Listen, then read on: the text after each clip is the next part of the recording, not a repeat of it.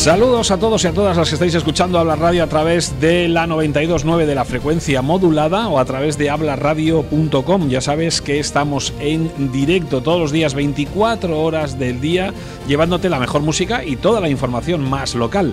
Estamos realizando desde hace ya una semana, esta es la segunda concretamente, un programa especial de la mano del Departamento de Cultura de la Diputación Foral de Guipúzcoa, una serie de programas para daros a conocer lo que son las Jornadas Europeas del Patrimonio en este 2025. La verdad es que es una oportunidad, primero, para conocer un poquito nuestro territorio, porque somos como somos, nos movemos muy poco. Con esto de que tenemos ya tanta hiperconexión, al final nos movemos muy poco y tenemos una riqueza en Guipúzcoa que es maravillosa y está a unos minutos de casa. Por eso nosotros nos hemos cogido nuestros bártulos y nos hemos movido por diferentes puntos. La semana pasada estuvimos en el Museo Sant Telmo en Donosti, estuvimos en Irún, en el Museo Iaso, y hoy nos hemos venido hasta Vergara, en un día en el que la niebla es protagonista, aquí en el Alto Deva, para hablar precisamente también de las Jornadas del Patrimonio. Y lo hemos hecho en un sitio que es maravilloso, que es el Laboratorium Museo A. Es un museo del que vamos a hablar enseguida, vamos a conocer, porque también se suma a estas jornadas europeas. Pero antes vamos a saludar a mi compañero Juan Dilago. Juan, ¿qué tal? ¿Cómo estás? Hola, muy buenas, Martín. Pues encantado de continuar este viaje maravilloso que estamos teniendo cada martes y cada jueves en directo, porque luego nos pueden seguir a través de YouTube, de los diferentes canales de la radio, y descubriendo sitios increíbles que tenemos en Guipúzcoa, que muchos no los conocíamos, y me he encontrado aquí, por ejemplo, con un paraje increíble en este laboratorium, con unos alrededores para pasear, para caminar. Ya de por sí el edificio es una pasada, ¿eh? Increíble, es una pasada. Increíble, que yo no conocía, o sea, que fíjate tú, y vivo aquí cerquita. Pues y tan cerquita, porque estás a casi 40 minutos desde Donosti, si tienes que venir desde allí, o desde cualquier otro punto de Guipúzcoa. Bueno, enseguida nos metemos ya de lleno en todo lo que tenemos, que hay muchas cosas para hablar de estas jornadas en este especial que, como bien ya sabes, lo llevamos de la mano del Departamento de Cultura de la Diputación Foral de Guipúzcoa. Más de 120 actividades, 37 municipios y más de 70 agentes culturales y sociales. Jornadas Europeas del Patrimonio 2025. Unas jornadas de puertas abiertas para difundir y disfrutar de nuestro patrimonio arquitectónico. Jornadas Europeas del Patrimonio 2025. Construyendo cultura. Departamento de Cultura, Diputación Foral de Guipúzcoa. Etorkizuna orai. Nos metemos ya de lleno en el temario de hoy, en lo que tenemos mucho, porque nosotros nos vamos a quedar aquí precisamente en Vergara. Vamos a viajar por Eibar, por Arrasate, por Urrechu. Es que todas las localidades, muchas localidades, como bien habéis oído, se suman a estas Jornadas Europeas del Patrimonio. La primera invitada que tenemos con nosotros es, lógicamente, las de casa. Sonia Rodríguez es coordinadora del programa del Laboratorium en estas Jornadas Europeas del Patrimonio. Sonia, Egunon, ¿qué tal? ¿Cómo estás? Kaixo, Egunon. Muy bien, encantada de estar con vosotros. Bueno, y nosotros encantados de que nos dejéis montar aquí nuestro chiringuito, que por cierto nos hemos venido todos arriba, ¿verdad? Ahí tan arriba porque estamos, en el último piso. Y además nos hemos tirado a nuestros gigantes. Sí, tenemos aquí a los hermanos Eluyar con nosotros, que nos acompañan, ¿no? Siempre que pueden. Nos hemos tenido que subir desde la entrada del museo, porque estaban abajo. Pero han subido arriba hoy a la gambara. Además, si hablamos de los hermanos Eluyar, hablamos de innovación principalmente. De innovación sobre todo, ¿verdad? ¿no? Sí. Bueno, ¿qué es Laboratorium? Bueno, Laboratorium es un espacio, ¿no? Un espacio donde se une ciencia, arte, historia y sobre todo comunidad. Porque nació con una idea muy clara, ¿no? Ser un museo que hable de la sociedad y con la sociedad, ¿no? Lo que queremos es escuchar y crecer juntos. Desde el principio, ¿no? Quisimos alejarnos de esa idea de un museo cerrado que solo conserva, porque aquí creemos que el patrimonio está activo, que se comparte, ¿no? y que se conecta con la vida cotidiana. Nos gusta decir que somos un museo vivo, un museo participativo, donde la gente tiene voz, ¿no? Y que cada proyecto nace del diálogo, ¿no? con el entorno. Realmente nos venimos... Encajamos, ¿no? Encajamos perfectamente con la definición que el ICOM dio en 2022, su última definición, actualización, sobre lo que es un museo, ¿no? Pues que el ICOM entiende que el museo tiene que ser una institución al servicio de la sociedad, que investiga, colecciona, conserva, exhibe, eso que sí que tenemos que hacer, ¿no? Con el patrimonio, pero sí, que no sea pasivo, ¿no? Eso es, pero que además tiene que hacerlo de forma inclusiva, accesible y sostenible.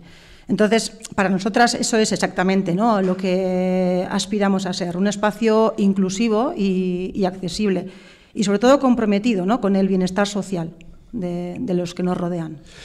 A nivel de contenido, el wolframio coge también protagonismo. Sí, bueno, porque Wolframio y Vergara van un poquito de la mano. Van un poco de la mano. No podríamos, el museo no se entendería, ¿no?, sin Vergara. Es por eso que no podemos entendernos, ¿no?, sin el territorio. Hace 250 años, aquí en Vergara, bueno, pues un grupo de ilustrados, ¿no?, tuvo un proyecto totalmente innovador que dio lugar después al aislamiento del wolframio, ¿no? Crearon el Real Seminario de Vergara y trajeron aquí a los mejores profesores, físicos, químicos que había en Europa. Y entonces, bueno, pues eso dio lugar a que luego los hermanos Eluyars pudieran aislar el wolframio. De hecho, si te das una vuelta, ves mucho instrumento de laboratorio, ¿no? Haciendo un pequeño paseo virtual por lo que es el laboratorium, ¿cómo lo definiríamos? ¿Cómo nos lo contarías? Sí, bueno, nosotras, la exposición permanente que tenemos, en ella se expone parte de la colección del Real Seminario de Vergara. Parte de sus instrumentos de física, instrumentos de química, zoología, elementos que se utilizaban de forma didáctica, ¿no?, para aprender anatomía y demás. Hay que entender que hablamos de hace 250 años, más o menos, entonces no había internet, no había los libros tampoco es que fueran demasiados, entonces era otra forma, ¿no?, había que enseñar de alguna otra manera. Y eso es lo que exponemos en la exposición permanente. Es una exposición que es muy interactiva. Lo que tratamos es lo que te comentaba, ¿no?, de que la persona que entra en el museo sienta que también es suyo, que pueda interactuar, ¿no?, y que pueda aprender, ¿no?, con cada elemento. Aparte de las exposiciones de la exposición permanente, bueno, que además este año le hemos incluido, ¿no?, un módulo nuevo interactivo también, que le llamamos el módulo de la ballena, ¿no?, porque tenemos un esqueleto de ballena prácticamente completo. ¿Y cómo ha terminado un esqueleto de ballena aquí? Por lo que decíamos, ¿no?, por el mero, bueno, por el estudio. Claro, o sea, se pescaba en el mar y la traían hasta Eso aquí. es. Ojo, Entonces, cuidado, hace 250 años traer una ballena hasta aquí sería toda una aventura. Tenemos una colección de zoología muy amplia, con animales de distintos continentes. Yo subiendo he visto una culebra. Sí, esa es un espécimen en fluido. Sí. Si luego os dais un paseo por la exposición permanente, veis que tenemos tigres. Bueno. Lo que llama mucho la atención, y supongo que si viniese la familia, por ejemplo, a disfrutar, porque yo creo que es un planazo para venir, es que lo vean los más jóvenes, la cantidad de instrumentación y sencilla con la que se trabajaba. Claro, hace 250 años no tenían ordenadores, como tú decías, sí. No tenían aparatos como ahora, en los que prácticamente ellos mismos, una inteligencia artificial, que casi ellos mismos te estudian, ¿no? Sino que era la cosa como mucho más sencilla. Sí, se dieron cuenta pues que trabajar de forma teórica estaba muy bien, pero que eso había que ponerlo en práctica. Había que saber si realmente lo que pensaban era viable, ¿no?, si se podía hacer. Hay una actividad que hacemos con los escolares donde utilizamos instrumentos de hoy en día, ¿no?, que están realmente fabricados y hechos para que se pueda trabajar con ellos, ¿no?, son didácticos, pero que son exactamente iguales a los que se utilizaban hace 250 años, ¿no?, como puede ser la máquina de Winslow, bueno, entre otros aparatos, y con ellos pues explicamos la energía cinética, la estática, cómo se va la electricidad, los condensadores. Entonces, son formas de explicar leyes que luego estudian en clase de forma teórica, pues la ley de Proust y demás, para que vean por qué. Claro. ¿No? Y que lo vea de forma práctica. Eso que al final... Entonces es mucho más fácil recordarlo, ¿no? Todo un patrimonio recogido aquí en Laboratorium, un patrimonio en este caso histórico, pero también un patrimonio arquitectónico, porque ya el edificio en sí es una maravilla, es un palacio. Sí, estamos en el Palacio Recalde. Además, todo lo que veis en el palacio es de la época. Nosotros no tenemos falsos históricos, lo que sí que hacemos es mantenerlo, por supuesto, no hay veces que no queda otra, pero intentamos ser fieles, ¿no?, a lo que era el palacio. Está además en un jardín de estilo inglés, este jardín es espectacular, de verdad os lo digo. Es que lo hemos visto. Ahora está abriendo el sol, porque tenemos una pequeña ventana por allí. Que sí, Vergara es lo que tiene. Sí, no, está claro. Bueno, la gente de YouTube lo está viendo ahora mismo en directo, o sea que lo pueden disfrutar, nosotros lo contamos en la radio. Bueno, lo que estáis viendo ahora, los que estáis viendo en YouTube, nosotros estamos ahora en FM, esto de las multiplataformas es un lío, es que, bueno, habéis cumplido 10 años y lo habéis celebrado por todo lo alto. Entonces estamos viendo un vídeo precisamente de la celebración con toda la fachada encendida del museo, etcétera, ¿no? Fue una celebración muy grande. Sí, la verdad es que lo que quisimos es abrir todavía un poquito más, ¿no? El museo a los que siempre están con nosotros y a los que no nos conocían, pues para que vinieran a conocernos. Entonces hicimos un videomapping, que un poco engloba la filosofía, ¿no? La filosofía que tenemos de experimentación, de cuidado, de innovación. Hay que mirar atrás, porque hay que saber de dónde venimos, pero no queremos quedarnos ahí, ¿no? Queremos seguir hacia adelante y pues de eso se trataba un poco en el videomapping. Sí, bueno, tenéis una fiesta ahí montada muy divertida por lo que se ve en el vídeo, ¿no? Sí, con hubo para todos los bailarines públicos, en vertical, danza disc-jockey, hubo de todo, ¿no? Sí, hubo actividades además intergeneracionales, donde personas mayores y niños estaban en la misma actividad, ¿no? Disfrutando de la ciencia. Es que eso es muy importante, yo creo, ¿no? Conectar con las generaciones nuevas, ¿no? De esta forma, abriendo un poquito las puertas y dándoles este tipo de alternativas a poder disfrutar de este espectáculo y ver también lo que hay en el museo, ¿no? Hombre, nosotros tenemos una oferta muy grande, una oferta escolar muy amplia y diversa, y hay muchísimos centros educativos que vienen todos los años. Además hay actividades que ya saben que hay pocas plazas y se acaban enseguida, entonces ya según vienen a hacer la actividad ya reservan para el año que viene, aunque no esté todavía el plazo de reservas abierto, ¿no? Pues se apuntan en la lista de espera. Y entonces tenemos la suerte que hay muchos niños y muchos jóvenes, muchas niñas que ya vienen al museo con su centro escolar, lo que ayuda a que después vengan con sus familiares, con sus amigos, lo hablen en casa. Eso es. Primero venir con el cole y luego ya ves con la familia. Eso es. Planazo para la familia, pero bueno, además llegan las Jornadas Europeas del Patrimonio y os sumáis no solo con una actividad, sino con varias, por cierto. Nosotros tenemos 5 actividades. 2 de ellas ya se han realizado. Que han sido la visita guiada a la iglesia de San Pedro, ¿no? Bueno, porque nosotros la hemos querido llamar obras maestras, ¿no? del silencio, un poco los latidos de Ariznoa, ¿no? La iglesia que tenemos justo aquí debajo del museo, al ladito, es San Pedro de Ariznoa. Hasta hace muy poquito no ha estado abierta al público más que para el culto, y tiene unas obras artísticas realmente espectaculares. Por ejemplo, pues tiene el Cristo de Juan de Mesa, que es es una maravilla. Entonces lo que se hace es un poco explicar ese tipo de riqueza artística que tiene dentro, ¿no? Además del edificio, todo lo que conlleva, el órgano de Solz, que se ha sido restaurado hace muy poquito y es patrimonio también, ¿no? Patrimonio que tenemos con nosotros. Además también ya hemos tenido los códigos de Wolframio, que es ciencia que construye cultura, ¿no? Y esta sí que es una experiencia muy lúdica, que además también la realizamos durante el año con los escolares, funciona muy bien. Es una especie de gincana, de escape room, donde los participantes y las participantes se convierten en espías, ¿no? Qué guay. Simulan un poquito lo que los hermanos Eluyar hicieron en su día, ¿no? Claro. Que uno se quedó en Vergara y el otro fue con la excusa de aprender cosas, y lo que fue un poquito, esa labor de espionaje que hizo por Europa. Y entonces se trata un poco de eso, tienen diferentes actividades que tienen que ir haciendo y van consiguiendo unas soluciones, luego con eso tienen que abrir una caja en un tiempo determinado. Esta semana hay otra actividad, en este caso para pasear por el casco histórico de Vergara, construyendo ese patrimonio, una historia escrita en piedra. Está muy bien el título, muy bonito. El casco histórico de Vergara es patrimonio. Sí. La verdad que tenemos una suerte que a veces no nos damos cuenta, porque nosotros lo vemos todos los días y entonces para nosotros es muy cotidiano, pero tenemos unos edificios realmente espectaculares. Entonces lo que se trata en esta visita es darle valor a esa parte arquitectónica, ¿no? Porque a veces cuando hacemos las visitas, pues igual hay ocasiones que se comentan más cosas históricas o incluso anécdotas, pero en este caso lo que hemos querido darle importancia es a la arquitectura, ¿no? Para que veamos cómo Bergara fue evolucionando con esa ciencia, ¿no? Que también es la arquitectura. Y eso será el próximo sábado, 18 de octubre. Es a las 11 de la mañana, podéis apuntaros si queréis. Todavía hay plazas, sí. Sí, podéis apuntaros aquí en el propio, a través de la web del laboratorio, ¿no?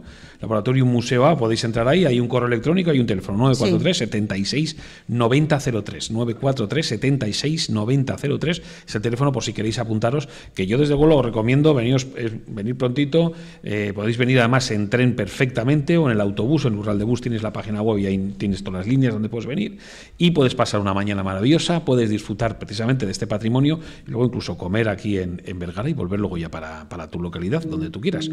Pero desde el 31 de octubre, cuando acabe ya este mes con el famoso Halloween, hasta el 10 de noviembre, habéis preparado también una exposición. Cuéntanos. Sí, bueno, es una actividad además que yo destacaría. Es una exposición, es de Fernando Batista, que en este 2025 ha sido nombrado el mejor diseñador gráfico del mundo, y bueno, es imágenes de la ciencia, ¿no? Cómo construye el patrimonio de forma visual, ¿no? Entonces, él es ilustrador del National Geographic, ahora de Disney, ¿no? Como ha comprado Disney National Geographic, y en esta exposición él entrelaza el arte, la arquitectura y la ciencia. Además, ver esta exposición en Bergara, ¿no? Con todo lo que ello conlleva, ¿no? Toda la historia científica que tiene, pues la verdad es que todavía es una oportunidad única, yo creo, poder acercar hasta aquí y ver precisamente el trabajo de este ilustrador.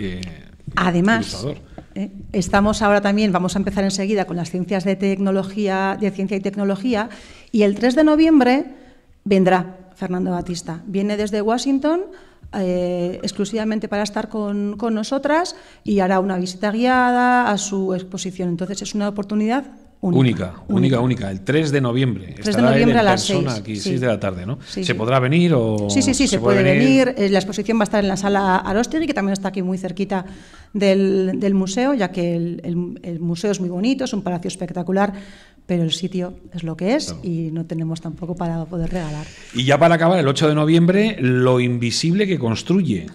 Sí, bueno, ¿Un taller? Sí, es un taller familiar, que se puede venir tanto en familia como de forma individual. Estamos en el año de la cuántica, ¿verdad? Nombrado por la UNESCO. El famoso ordenador cuántico que llega a Donosti. Va a llegar a Donosti, el ordenador cuántico de IBM, y bueno, un poco en esa línea tendremos una exposición que ya ha estado en Tabacalera, ha estado en Gasteiz, pues ahora va a venir a Bergara, y en torno a esa exposición hemos creado unos talleres, y uno de estos es este que va a ser el 8 de noviembre. Es una forma de que de forma lúdica y accesible pues se vea que lo invisible también está ahí, aunque no lo veamos, también construye cultura, ¿no? Un poco para que a partir del sonido, de la luz, vean que también se puede construir. Hace poco estuve en el laboratorio de materia oscura que está en Canfranc. Sí, hablábamos de lo invisible, el laboratorio subterráneo. Los famosos neutrinos, que nadie los ve, que se ve muy... Pues esa es la ciencia que también te están mostrando, ¿no? En este sentido, ¿no? Sí, eso es. Una cosa apasionante, ojo, sí, cuidado. Sí. Es algo que no nos damos cuenta porque está ahí, son ondas, es algo que no se ve, pero que sin ello no podrían funcionar otras millones de cosas. Bueno, pues recordad, echad un vistazo a la página web del Laboratorio Museo A y ahí vais a encontrar todas las actividades. Además, también ya sabéis que a través de nuestra página web podéis descargaros la guía porque tenéis todavía tiempo para apuntaros a cualquiera de esas 5 actividades, que son muchas. La verdad es que Bergara se ha puesto las pilas con las jornadas europeas. Está muy bien, ¿eh? Sí, bueno, siempre solemos... Por eso, que cuando hablabas de que un museo tiene que ser activo, de verdad es que activo de verdad, porque sí. Hay localidades que hacen una cosita, pero vosotros bastante.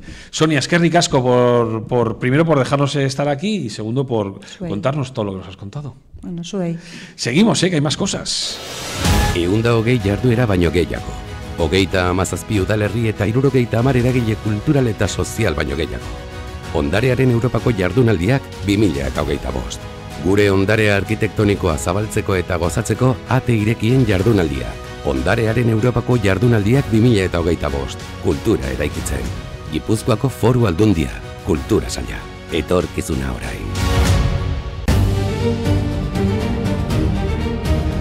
Vamos a ir viajando por toda la comarca. Salimos ahora mismo precisamente de aquí, de Vergara. Nos vamos a ir hasta Arrasate, porque allí en Arrasate, la Asociación de Ciencia de Arrasate, bueno, pues también ha elaborado una visita comentada para conocer el patrimonio arquitectónico, en este caso, el industrial.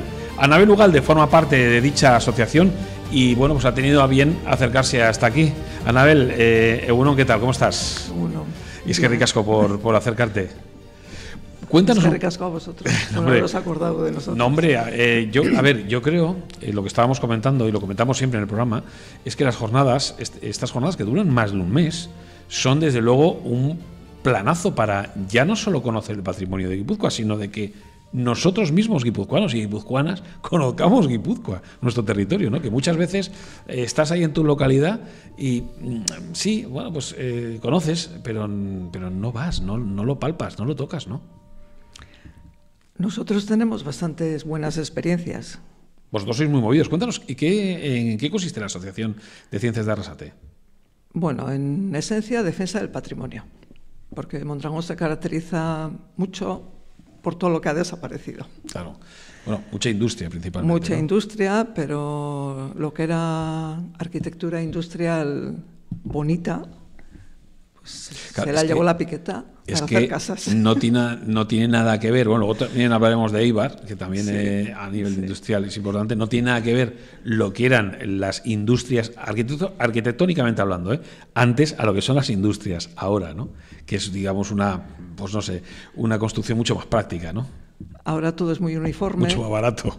Mucho más barato. Claro, ¿no? Uniforme. Lo mismo se ve en Burdeos que en Mondragón, ¿no? Claro. Son todas iguales. Sí, mira, el otro día además hablamos precisamente en este programa con unas arquitectas de precisamente eso, hablando del patrimonio arquitectónico, lo que están haciendo las fachadas ventiladas, la rehabilitación de las fachadas. Que, claro, sí que hay que ahorrar, pero te estás cargando la historia de edificios, aunque no estén protegidos, porque muchas veces el edificio no está protegido, pero ese edificio tiene una historia. Es que en estas jornadas es una cosa que nos está llamando, o sea, está todo el mundo comentando lo mismo, ¿no? La de patrimonio que se está perdiendo por ese motivo, ¿no? Bueno, el 18 de octubre, es decir, este próximo sábado, también será a las 10, nos hacéis levantar pronto, a las 10 de la mañana, es un recorrido, es gratuito, lo organiza la propia asociación y vamos a hacer virtualmente ese recorrido, Ana, a ver si te parece. Bueno, lo nuestro es mucho más pedestre que lo que ha acompañado. Que está muy bien, lo de andar, claro. Sí, empezaremos por lo que fue un pabellón de laminado de la Unión Cerrajera. En Mondragón no se puede hablar de arquitectura industrial si no se habla de la Unión Cerrajera. Eso está claro. Que fue la empresa emblemática que surgió... Bueno, incluso de Mondragón no se puede hablar si no se menciona la industria. Porque si nosotros hemos aguantado desde 1260, ha sido porque algunos se dedicaron a picar el mineral, a hacer acero y luego dedicarse a elaborar productos manufacturados. Y en el siglo XIX surgió una empresa, 1868, Vergara Jauregui, Resuste y compañía, que todavía en algunos museos se pueden ver, planchas y demás, con la VRC, que es esta empresa, que fue el embrión de lo que fue la Unión Cerrajera. Empezó como una industria chiquitina, con una chimenea humeante, bastante, claro, las fotos que se conservan, se ve bastante destartalado, tampoco se ve cómo era el edificio, pero podemos suponer que era bastante simple. Uh-huh. En 1906 se unen distintas empresas, que son las que forman la Unión Cerrajera, y que fue un poco el embrión de otras empresas que fueron surgiendo. Y sobre todo se desarrolló en la parte que nosotros vamos a hacer este circuito, que es, en Mondragón confluyen dos ríos, el que se llama el Deva, que viene de Arechavaleta, que en muchos mapas aparece río de Arechavaleta en lugar de Deva, porque es el que venía, o río de Aramayona, que venía de Aramayona, y se juntan. Entonces, un poco en torno a donde se juntan fue donde se desarrolló la primera industria del siglo XIX hasta, podemos decir, casi hasta la primera industria hasta después de la guerra. Guipuzcoana, ¿no? Era importantísima. La Unión Cerrajera era a nivel mundial. Y de ahí luego fueron surgiendo distintas empresas. La misma cerrajera ha desaparecido Y muchas de estas empresas que surgieron al calor de la Unión Cerrajera, pues también han desaparecido. Y empezaremos por lo que queda, afortunadamente se conservó, queda un tramo de lo que fue aquel taller de laminado, y es arquitectura racionalista en cemento, en hormigón. Incluso se pueden ver casi, aunque esté pintado y revocado y todo, hasta los nudos de las maderas del encofrado. Bueno, a mí me encanta, es una maravilla. Todo eso ha desaparecido, porque ahora se cogen unos tablones, se hace el encofrado, se rellena, pero aquello fue una labor de artesanía, el hacer todo aquel esquema, ¿no? Ahora está todo como más industrializado, ¿no? Montas unos pabellones industrializados, las planchas ya las traes, ¿no? Las paredes, por decirlo de alguna forma, ya las están en camiones y listo, se van montando y fuera, ¿no? Bueno, ahora se está haciendo en Mondragón un pabellón nuevo, lo está haciendo Arrasate, una cooperativa. Y a mí el esqueleto metálico me recuerda mucho a estos edificios. Lo que pasa es que en lugar de encofrarlo y recubrirlo de hormigón, pues lo cubren de placas, ¿no? Claro. Pero sí que me recuerda un poco como la Torre Eiffel. Yo cuando explico estas cosas siempre, como la Torre Eiffel es un monumento emblemático, pues se reconoce bien, ¿no? Tornillos, hierro, vigas. O sea, vais a ver no solo la parte de la Unión Cerrajera, Elma también será otro de los ejes, ¿no? Entonces seguiremos un poco el cauce del río, llegaremos también a lo que ahora llamamos el edificio del reloj. Estos son lo que queda, porque se destruyó casi enorme, todo. Claro. Es arquitectura que se llama racionalista, muy geométrica, buena ¿No hay una posibilidad de recuperar estos edificios de alguna forma? Por ejemplo, estoy pensando en la Rentería, en Essen se ha formado un centro cultural importante. Sí. No hay... Sí, afortunadamente este edificio del reloj ahora es sobre todo casa de mucha música, bailes, gaiteros. Es una cosa, además, yo entiendo que está muy bien, porque de la industria a la cultura ¿por qué es una transformación importante, ¿no? Bueno, también veréis el desaparecido Matadero. El desaparecido Matadero, cuyo autor fue... Bueno, no he dicho, los arquitectos que hicieron lo que llamamos el edificio del reloj, estos edificios racionalistas, fue Luis Astiazarán, Donostiarra él. El Matadero es anterior, se construyó donde confluyen los dos ríos, que era ideal para echar las porquerías al río. No se conserva. Se conserva un edificio también racionalista muy bonito, que recuerda bastante al edificio de Cortázar del Náutico de San Sebastián, que ahora es mancomunidad. Si se le ha dado otro uso, se conserva, y si no, se tira y se hacen casas. Eso está claro. Y luego terminaremos, mostraremos fotografías de todo lo que ha desaparecido, porque algunos edificios son verdaderamente emblemáticos. Cuando nos pusimos en contacto con la prensa, les dimos la fotografía de un edificio desaparecido que era una joya. Claro que no. Una joya, un art deco. Art deco maravilloso. Claro. Bueno, para apuntarnos, ¿qué es lo que hay que hacer para pasar esa mañana maravillosa de este próximo sábado? A las 10 de la mañana arranca el paseo, la visita. Bueno, el ayuntamiento tiene habilitado Hay también un teléfono, 943 25 20 21, repito, 25 20 21. Hay un correo electrónico también, si queréis apuntaros, que no lo puedo ver aquí, pero bueno, que está directamente también en ese PDF, que es la guía que tenemos colgado en la página web. Y luego funciona te ven en la calle y te dicen, a las 10. Ahora, pues venir. El boca a boca. El boca a boca, eso funciona muy bien. El boca a boca. Muy bien. Anabel, gracias por venir hasta aquí y por pues darnos una vuelta, aunque sea virtual, por un Mondragón industrial ya casi desaparecido, ¿no? La industria sigue en Mondragón, lógicamente, con las cooperativas al frente, ¿no? Pero sí que antes que ellas había una industria muy importante mundial que algunos y otros restos podremos verlos este próximo sábado. Es que ricasco. Bueno, nosotros vamos a seguir continuando. Estamos en directo, ya lo sabes, en Vergara. Estamos en Laboratorium Museo A y estamos hablando de las Jornadas Europeas del Patrimonio. Más de 120 actividades, 37 municipios y más de 70 agentes culturales y sociales. Jornadas Europeas del Patrimonio 2025. Unas jornadas de puertas abiertas para difundir y disfrutar de nuestro patrimonio arquitectónico. Jornadas Europeas del Patrimonio 2025. Construyendo cultura. Departamento de Cultura, Diputación Foral de Guipúzcoa. Etorkizuna orain.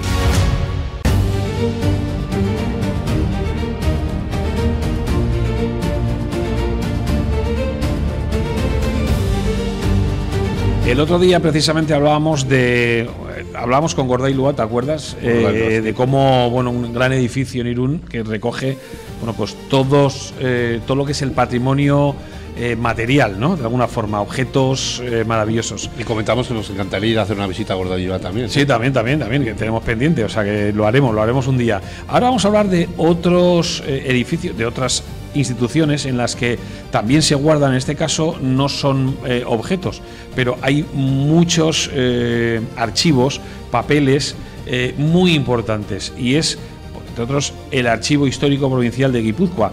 Con nosotros se encuentra precisamente Garasi Garayo, que forma parte del archivo. Garasi, egunon. Egunon. Y gracias por acercarte hasta aquí. Está cerquita, ¿eh? Vergara... Sí, bueno, pero oye, también de vez en cuando, ¿no? Hacer ese esfuerzo es importante, reconocerlo. Oye, cuando hablamos del archivo histórico, estamos hablando de muchos documentos que seguro tendrán mucha importancia, ¿no? Bueno, cada fondo documental tiene su importancia, ¿eh? O sea, depende del interés que tengas y las necesidades que tenga el ciudadano, se acerca al archivo para buscar información, tanto relativa a sus propiedades, como puede ser el caserío, o igual ha desaparecido o has tenido algún familiar en la cárcel en la época del franquismo y quieres averiguar qué le pasó. Es que hay varios... Hay muchas funciones, ¿no? Sí, muchas funciones. Yo no he visto el Doñate y sí he visto el Archivo General de Guipúzcoa en Tolosa, y la verdad es que es una pasada cómo trabajáis o cómo trabajaban ahí con los documentos. Algunos con muchos cientos de años. Ojo, cuidado, ¿eh? Sí, a ver, nuestro trabajo al final es el fruto de muchos años de trabajo. Nos llega la documentación, la tenemos que identificar, describir, la tenemos que cuidar, es decir, conservar en unas condiciones óptimas para el papel o para el pergamino, y luego todo ese trabajo lo tenemos que divulgar, y lo divulgamos de diferentes maneras. Tenemos los dos archivos de la Diputación, tanto el Archivo General de Guipúzcoa como el Archivo Histórico Provincial de Guipúzcoa. Tenemos un portal de archivos en donde vamos periódicamente subiendo nuestras descripciones. De esa manera está accesible a todo el mundo. No te tienes que acercar al archivo in situ, sino que una persona de Estados Unidos... Lo puede ver a través de la página web. Muchos de nuestros usuarios, diría el 80%, no pisan el archivo. Uno se pone en Netflix y otro se pone en la página web del archivo y empiezan a leer documentos de la tira de años. Depende del interés que tenga. Un trabajo duro de digitalización, ¿no? De todo eso. Anabel dice yo. Sí. Es que tiene que ser apasionante, ojo, cuidado. Empiezas a leer, son historias, al final unos cuentan la película en la pantalla y otros lo tienen en el papel, ¿no? Pues sí, lo tienes en imagen digital, claro, si lo solicitas. Claro, sí. claro, Sí, eso está sí, claro. sí. Bueno, vosotras, al ser patrimonio de arquitectura, la arquitectura, por decirlo de alguna forma, la protagonista en esta edición de las jornadas, os vais a centrar en los planos, ¿no? Eso es. Las jornadas europeas de patrimonio nos plantean unas líneas de trabajo en la que veíamos que eso llevado al archivo, como qué tipo de actividad podíamos plantear, ¿no? Dentro de las líneas elegimos dos líneas: paisaje, urbanismo y espacios públicos, y patrimonio y memoria. Y con ello lo que hemos planteado ha sido una exposición que en los dos archivos se plantean como actividades diferentes. Una, la de Tolosa, sería construyendo patrimonio industrial, y la nuestra es Guipúzcoa en perspectiva, planos del siglo XVIII al XX. Pero son dos actividades diferentes, pero en el espacio online, en el espacio virtual, está en un único espacio. Sí. Yo lo que alucino es cómo en el siglo XVIII, XVII se hagan planos. ¿Sabes? Lo ves pues porque tienen un interés. Sí, no, ya, pero digo que, o sea, tú imagínate ahora que lo tenemos con satélite, pues yo alucino, que si el dron, que si no sé qué, que todo al milímetro, que si el láser, esta gente... Y también alucino cómo recopilan todos esos planos, claro. ¿Cómo recopiláis todo eso, esa información? ¿Cómo se guarda, llega, ¿no? Bueno, para empezar, los documentos de archivos no se crean para hacer historia. Se crean porque en un momento dado necesitan... Pero estás creando historia, ojo, cuidado. Sí, pero ellos cuando esos documentos se crean no están pensando que están creando historia. Claro. ¿De acuerdo? ¿Cómo trabajamos? Pues mira, nada más que ya llega una transferencia de documentación, En el caso de escrituras notariales, se identifican esos volúmenes de protocolos de cada notario y se describe cada volumen. Y se aprovecha ese momento para identificar, visualmente se suelen ver, porque están insertos en los libros. Entonces se identifica que hay un plano en la página tal. Y luego nosotros tenemos pues durante el año unas tareas que hacer y decidimos describir tantos planos. Entonces, poco a poco se van subiendo a archivo a tarea. Esos planos muchas veces necesitan una intervención, como es la restauración. Sí, porque normalmente ese papel suele estar muy dañado, ¿no? Pues porque sí, bueno, muchos de los protocolos que estaban, la mayoría, el número más grande de protocolos que podemos tener son del Partido Notarial de San Sebastián. Y las condiciones que hay en San Sebastián no son muy óptimas para el papel. Hay mucha humedad y entonces hay que, según el formato del plano, hay que sacarlos del protocolo, restaurarlos y dejarlos en planeros. O sea, una labor, como podéis ver, de muchas horas, de un trabajo... De muchos años. Sí, de muchos años, pero muchas horas, muy exhaustivo, y luego vosotros el tratamiento con un cuidado y un mimo maravilloso. Aparte ya sé que tenéis maquinaria, pero bueno, lógicamente estáis hablando de documentación histórica en ese sentido, ¿no?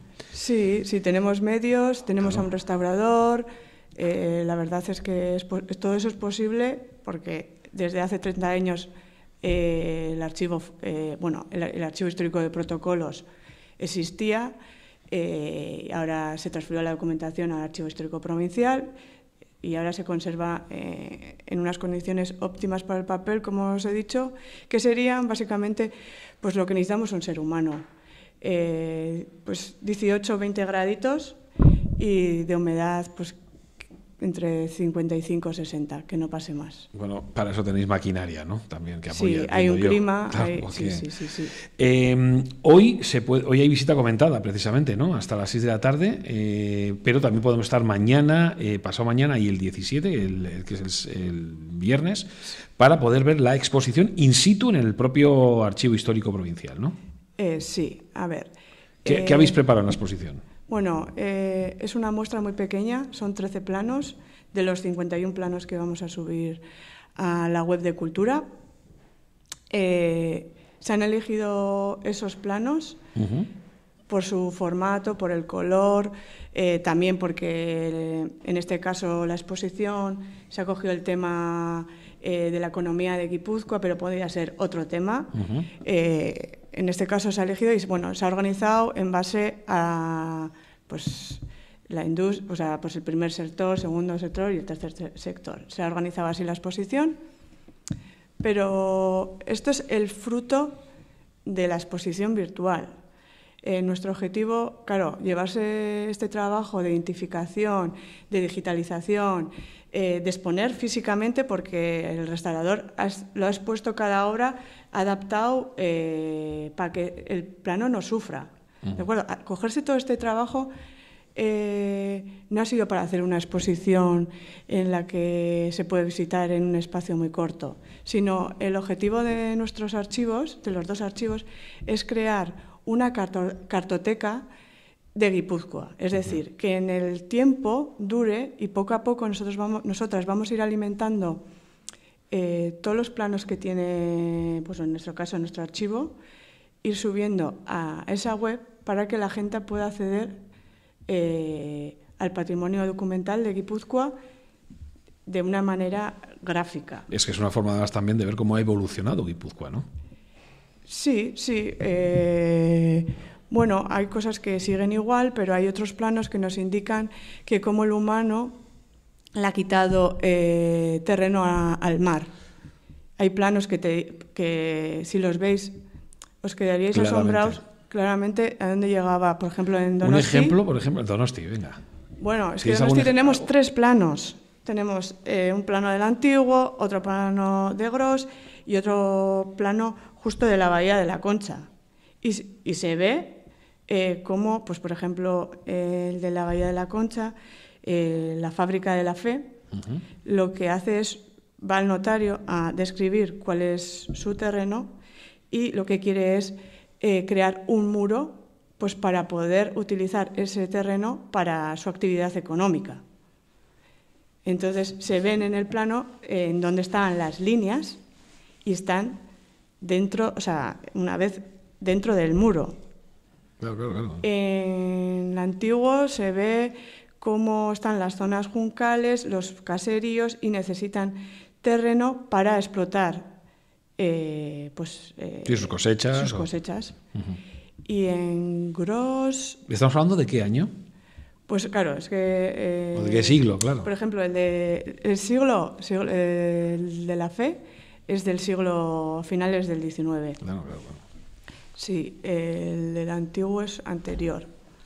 Para que veáis todo eso, pues plasmado en un papel que vosotros, pues, lógicamente, en un plano, que vosotros, por ejemplo, lo estáis trabajando, lo restauráis y lo guardáis, y la gente luego lo podemos ver tranquilamente. Y es una forma de conocer cómo ha sido la evolución también de nuestro territorio. Sí, se ve también, pues hay otros planos, por ejemplo, hay un plano de la casería de Altuve del Gueta, en el que es maravilloso ese plano, ¿eh? Ves cómo explotan el terreno, cómo en una zona tienen pues la zona arbolada, frutales, otro lado es la zona en donde están todos los cereales, y luego lo que serían las huertas, ¿no? Uh-huh. Esa manera de explotar de la época. Este creo que es de 1771, uh-huh. Pero justo se recoge el amojonamiento de ese caserío. Y como también se habrá robado terreno entre caseríos, ¿no? Que eso también estaba al orden del día, ¿no? Sí.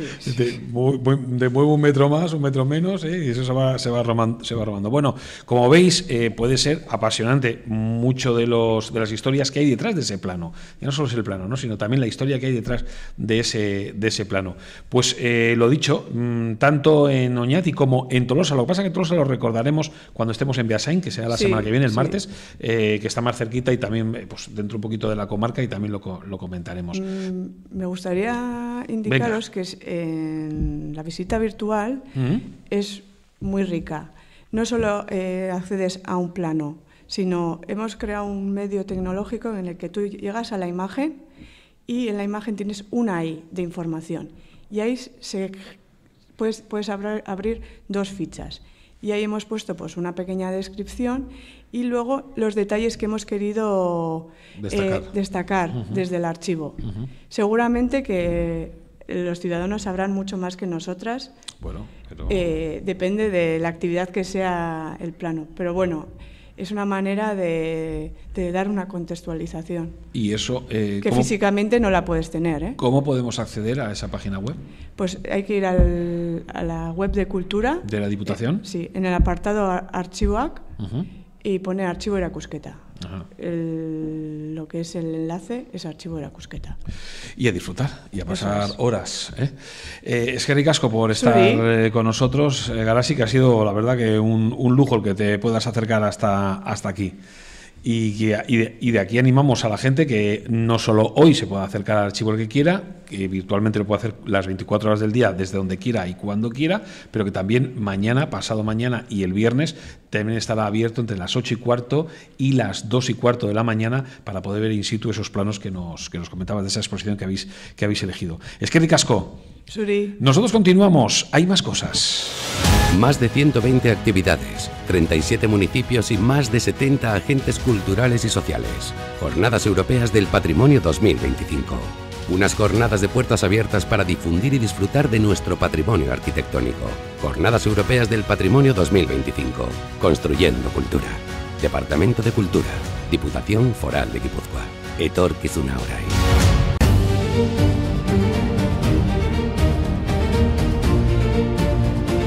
Hablábamos antes de la arquitectura industrial de Arrasate y Mondragón.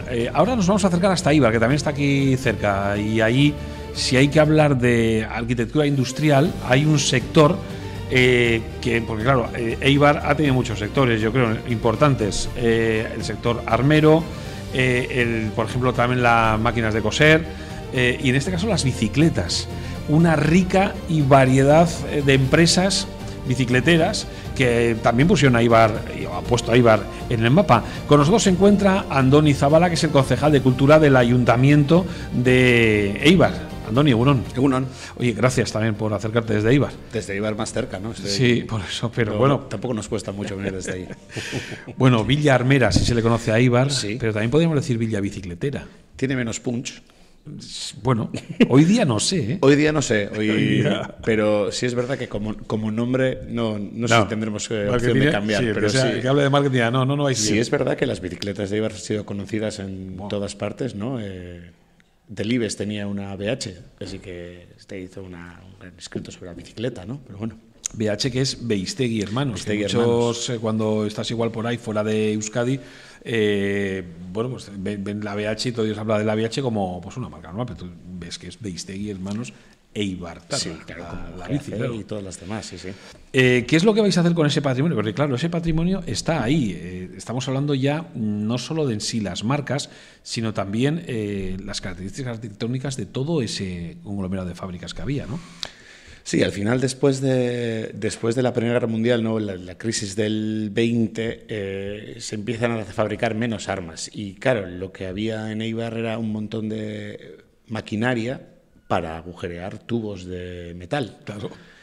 Y lo que se les ocurrió es que ¿qué otra industria podría necesitar tubos de metal vacíos? Claro. Las bicicletas, ¿no? Los cuadros de las bicicletas. Es como una cosa que una relación que hoy en día las ves como natural, pero en el momento entiendo que tuvo en aquel momento que ser una bombilla, qué curioso, bombilla interesante, ¿no? Me parece un puntazo que eso ocurriera así, ¿eh? Sí, o sea, es genial. Y al final es por qué tantas fábricas se volvieron a dedicar o recondujeron su actividad a la bicicleta. Sin ser la bicicleta en su día un medio de transporte tan demandado como ahora, ¿no? Y menos en Eibar, en un sitio donde solo hay cuestas. ¿Cómo andas en bici en Eibar, no? Sí, eran valientes. Es una cosa que llama poderosamente la atención, ¿no? Que siendo Eibar un sitio que para el cuesta abajo la bicicleta te puede venir muy bien, pero ya una vez puestos en harina es diferente. Pero sí es verdad que cuando se reconstruyó las fábricas de bicicletas de Eibarras tuvieron un auge de bicicletas y de Velosolex y de todos los aparatos posibles. Hay tres grandes marcas muy diferenciadas, que es Orbea, que es GAC, que es una marca también muy conocida, sí. Y está la BH, lógicamente. Pero había otras también. Había más, estaban Zeus y Gamna. Eso igual no conocemos, a no ser que seas muy ciclista. Muy ciclista. Yo Zeus igual sí me suena, pero Echasa, Abelux, sí. Zil, Gamma. Yo conozco gente que tuvo una Abelux heredada, claramente, pero porque eres de Eibar. Sí, y porque hay gente, y porque antes las cosas hacían para que durasen. Sí, eso está claro.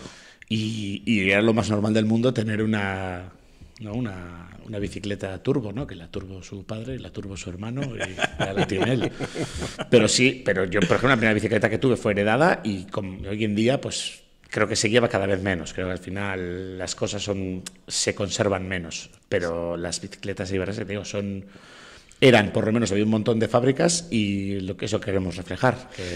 La arquitectura de esas fábricas, ¿cómo era? Yo estoy viendo la foto de BH, sí, y la verdad es que eso es casi un rascacielos. En la época tuvo que ser, aparte que bueno... sí, en su época sí, claro, porque tenía 7, 8 pisos. Sí, y ahí al lado del parque de Urquizu, y en su día tenía que ser un monstruo. Hoy en día también, comparado con las casas que hay alrededor del parque de Urquizu, es bastante más grande, quitando las torres de lo que era la fábrica de Orbea, que era ahí unas torres altísimas ahí al lado del parque también.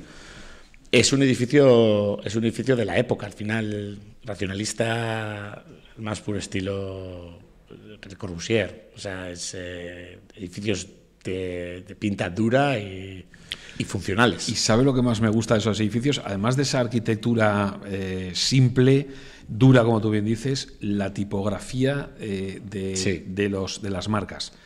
Las letras, las fuentes, hoy día son las fuentes, ¿no? Sí, son maravillosas. Años que son 60, años 50, ¿no? Una cosa que no está hecha para ser arte y que es arte. Es que yo creo que en su día, no sé la función que tendría ese letrero ahí de Beistegui, por ejemplo, Hermanos S.A., en la fachada. Entiendo que sí, la función es que sepan que esa es pero no creo que buscarían un marketing brutal, ¿no? En aquel entonces. Y sin embargo, no, ahora es... No, el invento del marketing, de bombardear con el marketing, es una cosa muy moderna. Antes siempre, claro, había marketing y tú sabías que tenías una VH, tenías... A ver, todos tenían que vender en aquel entonces también, ¿eh? Ahora y siempre. Pero sí es verdad que ese escudazo que está ahí, yo creo que hacía más una labor de enseñar. Estamos aquí y esto es lo que hacemos. Más que vender, es decir, la gente cuando llegaba a Eibar a trabajar, ¿dónde vas a trabajar? Pues en la BH. ¿Dónde está? Ya vas a ver. Ya la ves. Baja para abajo y vas a ver. Ya la ves. Sales del tren y está nada más ahí. Este sábado es uno de los días y el próximo 25 también, es. ¿no? A las 11 en castellano, 12:30 en euskera. Eso es. ¿Cómo va a ser el recorrido? Porque...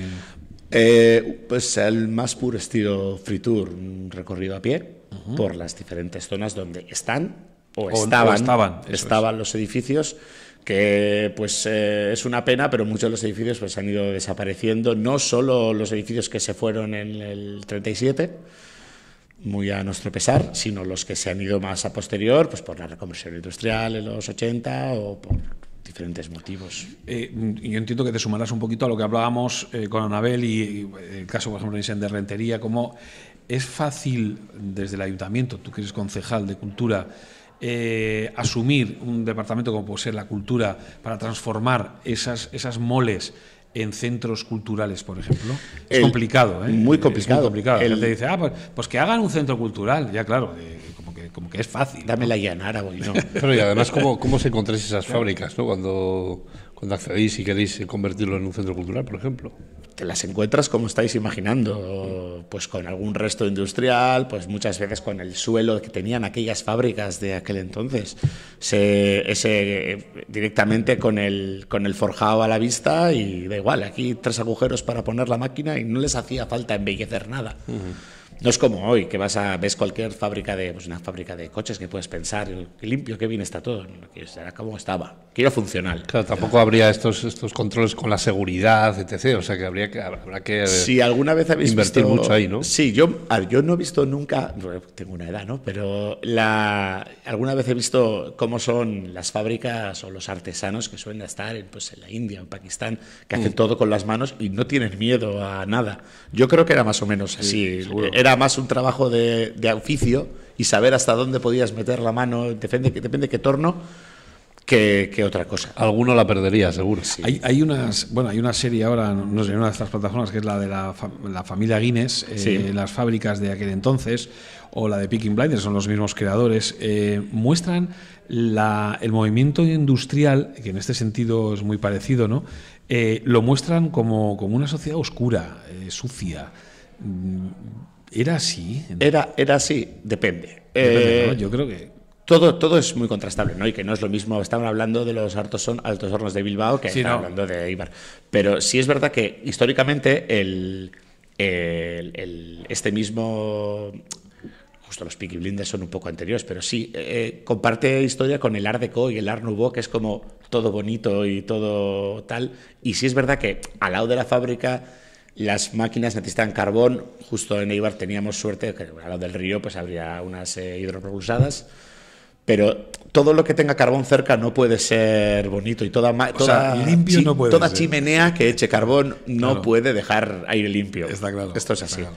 Nosotros, por ejemplo, el Departamento de Cultura en Eibar está en lo que anteriormente era la fábrica de La Haya, de Agriaranzábal, ahora Portalea, que eso se ha convertido en casa cultural y desde hace ya casi 30 años, así que... Sí, 30 años. Y es una forma además también de, pues conservar ese patrimonio, ¿no? Siempre que se pueda, al final hay edificios que encima por fuera son francamente bonitos. O sea, no sé si en el momento hicieron... Sé que no, que tuvieron una intencionalidad completamente racional de hay que hacer un edificio porque tenemos que meter máquinas dentro y tenemos que fabricar. Sí, en aquel entonces la sostenibilidad tampoco la entendía. En ningún caso. No era su concepto. Y en Eibar había fábricas en un tercer piso, había fábricas en un bajo y no pensaban tampoco que luego esas piezas o esas herramientas o esas armas o esas bicicletas había que sacarlas y había que llevarlas. Y solo el transporte de material también es un tiempo que pierdes, que es dinero. Está claro. Pero es parte del encanto de todo esto también. Bueno, pues yo creo que desde aquí decía la gente que se acerque a Eibar, que también está muy cerquita de cualquier localidad y que pues también pueden, ¿por qué no?, apuntarse a través de ese teléfono del ayuntamiento, el 943 70 84 46 de Cultura, que donde, bueno, pues podéis apuntaros para que este sábado, o bien a las 11 de la mañana o a las 12:30 en euskera o 11 en castellano, o el próximo 25 de octubre, que es el sábado siguiente, que además es el sábado que creo que se quita la hora, o sea que... Sí, es el último de octubre, suele ser. Aprovecharlo que el día será más. Y ya que vienen, pueden aprovechar y pasar por el Museo de la Industria Armera, que lo tenemos ahí también. Eso es, porque Eibar no solo tiene eso, tiene mucho más, iba a decir, ¿no? Sí, la verdad es que tenemos un montón de cosas que enseñar que la gente normalmente desconoce. Está claro. Aitor, pues nada, seguiremos hablando. Es que ricasco por estar con nosotros. ¿Conoces el Museo Salino de Leniz, de Sal? Sí, pues precisamente nos vamos a ir, o yo pensaba que nos íbamos a ir hasta allí, pero parece que no, estamos intentando iros hasta allí, porque vamos a hablar de ello y será enseguida, aquí en directo desde Bergara, en directo desde Laboratorium Museoa. Eunda hogei jarduera baino gehiago. 37 udalerri eta 70 eragile kultural eta sozial baino gehiago. Ondarearen Europako jardunaldiak 2025. Gure ondarea arkitektonikoa zabaltzeko eta gozatzeko ate irekien jardunaldiak. Ondarearen Europako jardunaldiak 2025. Kultura eraikitzen. Gipuzkoako Foru Aldundia. Kultura saila. Bueno, pues en directo estamos aquí en Bergara. Nos vamos, como bien hemos dicho, hasta el Museo Salino de Leniz. Allí se encuentra precisamente y nos está esperando al teléfono pues Aitor Larrañaga. Él es técnico de desarrollo rural de Leniz Gatzaga y bueno, pues forma parte también del equipo de este museo. Ojo, cuidado, que Leniz Gatzaga es el único pueblo de Guipúzcoa que a lo largo de la historia ha producido sal. Y eso ya es una curiosidad. Aitor, egunon. ¿Qué tal? ¿Cómo estás? Bien. Oye, bueno, para empezar eso, ya de por sí, para empezar, decir que Leniz Gatzaga es el único pueblo de Guipúzcoa que a lo largo de esta historia, de toda la historia, vamos, que ha producido sal en Guipúzcoa, vamos. El único pueblo salino, ¿no? Sí, efectivamente. Hay un montón de pueblos por toda la costa de Guipúzcoa que viven ligados al mar y han tenido opción y tienen opción de producir sal. Pero no se conoce que ningún pueblo de la costa de Guipúzcoa haya producido sal nunca. Y luego tenemos un pueblo en el interior, entre Beasain y Zumárraga, que es Gabiri, que también tiene un manantial de agua salada, pero no hay documento que certifique que este manantial se haya utilizado nunca para producir sal. Por tanto, el único pueblo de todo Guipúzcoa que haya producido sal a lo largo de la historia es Leniz Gatzaga. Por tanto, si Guipúzcoa tiene algo de cultura salinera, toda esa cultura salinera está escondida en el pueblo de Leniz Gatzaga, sí. Oye, entiendo que recuperar todo eso será harto difícil, ¿no? Bueno, harto divertido también. También. Bueno, al final esto no empieza ahora, esto empieza hace 30, 35 años. Es un enclave salino que estaba totalmente abandonado, que se abandona en los años 73. El ayuntamiento lo compra en los 80 y bueno, pues después de hacer unos trabajos arqueológicos en el año 85, pues arranca con un poco en la recuperación del enclave salino, arrancando dando forma a un museo y bueno, después vino una fábrica de sal con su tienda, es una cosa que no se termina, seguimos con la rehabilitación. Claro, eso evoluciona, lógicamente. Eso es. Oye, ¿nos puedes hacer una pequeña visita virtual del museo? Sé que andas además un poco agobiado, pues no te quiero quitar mucho tiempo, pero una visita virtual, ¿qué es lo que podemos ver si nos acercamos allí a ver el Museo Salino? Bueno, lo primero que hay que entender que es que toda razón de ser de Leniz Gatzaga, sea el pueblo, los bosques, el santuario de Orleta, todos los elementos que tenemos son gracias al manantial de agua salada. Si no hubiera manantial de agua salada, no hubiera existido la actividad salina, tampoco hubiera existido el enclave salinero que tenemos hoy en día. Ajá. El pueblo tampoco hubiera existido como tal, porque se funda el pueblo gracias a que el rey de Castilla se interesa por el manantial. Luego los bosques también son muy biodiversos porque en su día, cuando todos los pueblos estaban vendiendo los terrenos, en época de desamortizaciones, pues Leintz Gatzaga no vendió los terrenos por necesidad de leña para producir sal. Por tanto, todos los elementos que tenemos en Leintz Gatzaga son gracias al manantial de agua salada. Entonces, lo primero es eso es lo que se entiende en el museo. Y luego ya poco a poco pues se va explicando cómo surge esta actividad económica salinera. Y bueno, que es la única salina que en toda la península ibérica utiliza la técnica de la evaporación forzada, es decir, en vez de calentar el agua del sol, lo calentamos con leña por debajo y poniendo el agua en unas bandejas que se llaman dorlas, ¿no? Entonces, bueno, pues utilizando esta técnica, como en diferentes épocas se ha ido produciendo sal utilizando esta misma técnica con diferentes materiales y bueno, transformando un poco, adaptándose un poco a cada época. Y luego se termina un poco viendo cómo hoy en día estamos produciendo sal y cómo, bueno, pues se termina en la tienda comprando la sal que hoy en día estamos produciendo. Sí. La verdad es que es un plan, yo creo, espectacular, para poder, bueno, pues pasar el día entero. O sea, el museo abre los fines de semana, entiendo que sí estará abierto. Bueno, ¿os puedo decir los horarios? Porque, de miércoles a domingo, pero es importante que se llame. Que se llame, ¿no? Eso te iba a decir, que se reserve la visita, ¿no? Sí. O sea, que si queremos ir a verlo, ya, hay una página web que es muy sencilla, que es Gatz Museoa, que es gatzmuseoa.com, y ahí lo tienes tan fácil como un poco la historia, la sal, y luego donde tienes también las reservas. El próximo 1 de noviembre vais a hacer además una visita comentada, que será a las 12 en euskera y a la 1 en castellano, a un precio de 4 euros, que es un precio muy asequible para cualquiera, cosa que tenemos tiempo, pero que bueno, que yo creo que es un planazo, ¿no? En esta visita comentada entiendo que será ya pues ver todo el proceso, ¿no? Efectivamente, pues se hará una vuelta por todo el enclave salinero, entrando en los diferentes edificios que tenemos y viendo todos los elementos que se cogen en el Museo Salino de Leniz y entendiendo todo el proceso de cómo se hacía antiguamente, cómo se hace hoy en día y bueno, pues terminando también en la tienda, pues porque todo el mundo que viene acaba yendo con un poquito de sal y sería interesante que este día también fuera así. Hombre, yo ya quiero comprar sal guipuzcoana, que siempre estamos con la de Álava, pero yo prefiero que sea de Guipúzcoa, que es diferente además. Son dos técnicas totalmente diferentes. Eso, son diferentes en cuanto a la forma de producción. Ellos lo hacen al sol y nosotros lo hacemos con leña local. Es interesante también que a las dos salinas nos une el label vasco de la sal, el Euskal Gatza, ¿no? Y el Euskal Gatza pues dice 4 cosas bastante interesantes, que lo primero que dice es que esta agua ha sido calentada en el mismo enclave salino, tanto en Añana como en Leintz Gatzaga, ¿vale? Y la razón de esto es que, bueno, que el propio manantial sigue sirviendo para dar vida al entorno donde está. Eso, que sigue funcionando. Eso es, efectivamente. Ya no es un museo, sino que es un museo, es una fábrica de sal en marcha que está musealizada, efectivamente. Y eso es un alto valor. Oye, ¿y cómo es la sal de Leintz Gatzaga? Bueno, pues la sal de Leintz Gatzaga es rica en minerales. Aparte, el cloruro sódico tiene un montón de minerales: magnesio, manganeso, fósforo, potasio, yodo, azufre, etcétera, etcétera. Nosotros siempre destacamos el azufre porque es buena para las enfermedades de la piel y el magnesio porque es el realzante de sabor del alimento, ¿vale? Estas sales son un poquito más suaves porque tienen un poquito menos de cloruro sódico, pero esto no quiere decir que haya que echarle más sal, sino que es lo contrario, hay que echarle menos porque tienen magnesio y el magnesio es realzante de sabor del alimento.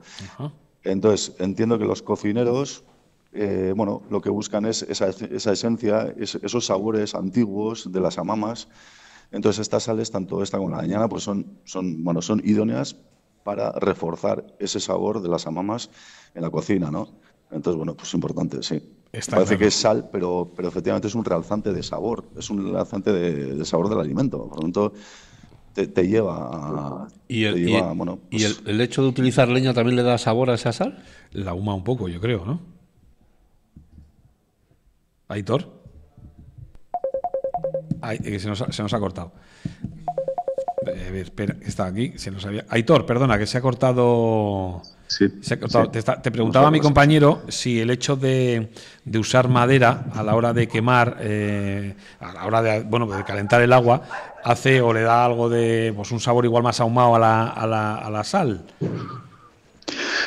Bueno, antiguamente Cuando las dorlas, el fuego, el fuego era por debajo directamente, pues probablemente sí. Hoy en día estamos utilizando esta técnica de evaporación forzada pues, con tecnología actual. Vale. Las dorlas no están directamente en contacto con el fuego, sino que es un sistema de calefacción de un circuito de agua cerrada, o sea, un circuito cerrado de agua caliente que va calentando la dorla. Por tanto, pues hoy en día, pues ese ahumado habría que provocarlo ya fuera de la sal. Yeah. O sea, después de la producción habría que provocarlo. Sí. Vamos, interesantísimo. El Museo Salino de Léniz, que está ahí a vuestra disposición a partir de los miércoles, pero que el próximo 1 de noviembre habrá esa visita comentada a las 12 en euskera y a las 3 en castellano. Aitor, pondremos todas las entrevistas que estamos haciendo en el programa, tanto de hoy como de los demás programas, estamos poniendo el link para que la gente ya pueda desde ahí reservar directamente. Es que ricasco, Aitor, pues por estar con nosotros. Y nada, y a seguir trabajando en algo tan histórico como la sal, ¿no? Eso es. Seguimos con ilusión. Claro, un abrazo, sí. Cuídate. Hasta luego. Vale, muchas gracias. Bueno, pues Aitor Larrañaga, nos hablábamos directamente allí en el propio Museo Salino de Léniz. Antes de irnos, dejadnos dar una vuelta por Urretxu. Y lo vamos a hacer también de la mano de un guía que es Jonander Arcelus, que también tienen, como no, preparada ya la visita. Ander, egunon. Egunon, bye. ¿Qué tal? Nosotros ya preparados el sábado a las 12 arranca. Vamos a darle una vuelta por un Urretxu, por un casco histórico muy pequeño pero potente, ¿no? Sí, eso es. Empezaremos a las 12 del mediodía desde la Plaza Iparraguirre, que es la plaza de Urretxu, la principal, y haremos una ruta, lo que has dicho, por la parte vieja. Es pequeñita, pero voy a ir explicando pues los diferentes edificios, quienes vivieron allí y diferentes curiosidades de los principales, vamos. ¿Y qué es lo que nos vamos a encontrar? ¿Qué edificios podemos ver si nos damos una vuelta por el casco histórico medieval de Urretxu? Bueno, pues el principal es el ayuntamiento, es un palacio de una familia noble, el Palacio de los Corral y Peñarreta, es del siglo XVII, y hoy por hoy es el ayuntamiento, aunque fue vivienda particular de esta familia noble. Después, cerca del ayuntamiento, veremos también la Casa del Factor, que es del siglo XVI, y es de las pocas que tiene gárgolas en toda Guipúzcoa. Y luego pasaremos a la iglesia, que es también muy, muy bonita, la iglesia de Urretxu. Por cierto, entiendo que todo el mundo que quiera participar, bueno, hay un correo electrónico, hay un teléfono de contacto para apuntarse, porque el precio es gratuito, pero las plazas son limitadas, ¿sí? Entiendo, ¿no? Exactamente, sí. Hemos puesto un límite de 30 personas en total, entonces conviene que la gente se vaya apuntando, porque, pues bueno, para movernos por las calles, luego entrar en la parroquia y para que pues podamos hacer, me puedan escuchar a mí como guía y luego también ellos puedan participar, no debe de ser un grupo grande, yo creo, vamos. Bueno, hay un teléfono, el 943-03-8088, que es muy sencillo, 943-03-8088, o tenéis ya un correo electrónico que es aizpuru.ur@urretxu.eus, así de... Eso es, ese teléfono y ese mail les lleva a la Casa de Cultura y allí pues solo tienen que dar el nombre, un número de teléfono y algunos datos que les pidan allí y ya está. Y lo que hemos dicho es totalmente gratuita.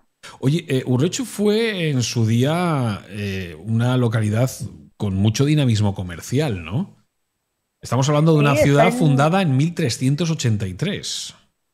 Sí, exactamente. Es la última villa medieval de toda Guipúzcoa. La fundan en 1383 y estaba en un nudo de caminos, tanto los que subían desde Vergara, los que venían desde Tolosa, se iban uniendo allí. Y sobre todo, muy importante, que estaba en la vía que iba de Madrid a Francia, o sea, a la frontera.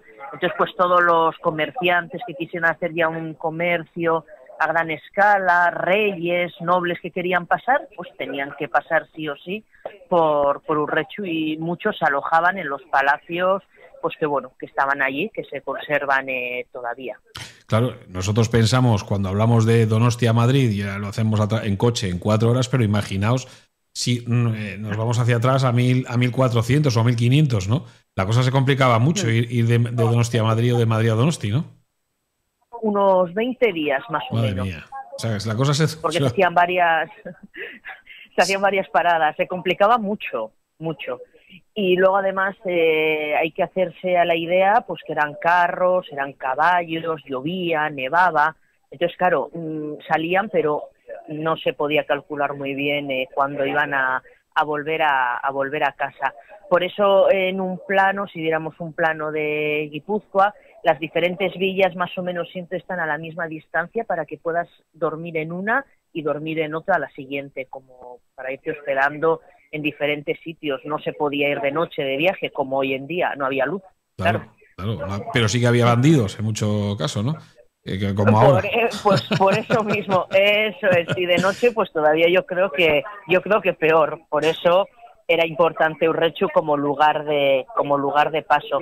Tenemos que imaginarnos que Urretxu es villa desde 1383 y Zumárraga no consigue el título de villa hasta 300 años más tarde. O sea, hay diferencia. Y estamos pegados a un río, ya sabes. Claro, o sea, sí. Es el mismo. Eso está claro. Sí, pero porque, para que veas la importancia en esa época. Claro. ¿Cuánto tardaríamos en cruzar en aquel entonces Guipúzcoa? O sea, si quisiéramos ir de Donostia a Urretxu, tú hablabas además eso, ¿no? De que todos los pueblos, las localidades estaban a unas distancias muy parecidas precisamente para eso, para que pudiéramos hacer noche, ¿no? Porque se avanzaría muy despacio, pues, claro. Claro, pues un comerciante, diríamos, una carga o así, unos 3 días más o menos tendríamos que calcular. Y luego, pues los que iban a caballo, que eran los mensajeros y eso, un par de ellos o así. Pero lo que es ya un comerciante o tal, pues unos tres días yendo en carro, lo que fuera, ya andando, pues te puedes imaginar ya. Es increíble. Todo eso podemos verlo en esta arquitectura, en este patrimonio arquitectónico medieval que bueno, pues que forma parte o está formado parte por esos palacios y casas de época renacentista, por ejemplo, o barroca, ¿no? Que lo podemos ver allí. Sí. Eso se puede perfectamente disfrutar de ello, pues una tarde también, ¿no?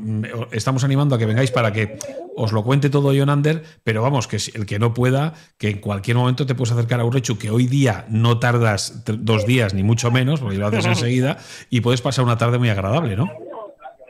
Sí, además, hace unos años, en cada monumento, en cada fachada, se pusieron unas placas donde cuenta la historia también de cada uno. Así que se puede hacer la visita por sí mismo. Luego también en la web del ayuntamiento hay una ruta dedicada al bardo Iparraguirre del siglo XIX, donde pues también haré también referencia a algo también, aunque me centre en la Edad Media y hasta el siglo XVIII así, haremos alguna referencia a Iparraguirre. Y luego dentro de la iglesia también, pues me gustaría destacar que es la única iglesia que tiene bóvedas de madera de toda Guipúzcoa. El resto se hicieron de piedra ya, y las de Urretxu conservan la madera porque estuvieron encaladas hasta los años 80 y gracias a esa cal se han conservado hasta hoy en día. Y entonces pues es importante también en la iglesia pasaremos bastante tiempo haciendo la visita guiada, porque además muchas pinturas, muchos retablos que tenemos los donaron esos comerciantes que habían hecho fortuna. Entonces relacionamos todo, tanto lo civil con lo religioso. Pues yo creo que es un planazo, ¿verdad que sí, Jonander? Yo creo que desde aquí animar a la gente a que se acerque y que disfruten, claro. Sí. Invita, que los micrófonos son tuyos.